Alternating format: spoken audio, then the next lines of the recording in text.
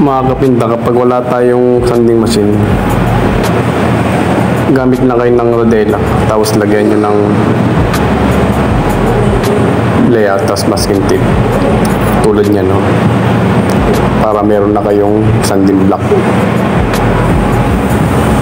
O kaya gawa din kayo ng sanding block na ganyan, no? Lalagyan nyo ng turning yung bawat dulo para kumapit yung ledo sa kahoy. Tapos lagyan nyo din ang hawakan para hindi kayo mahirap mag-layer. Kailangan may hawakan din siya.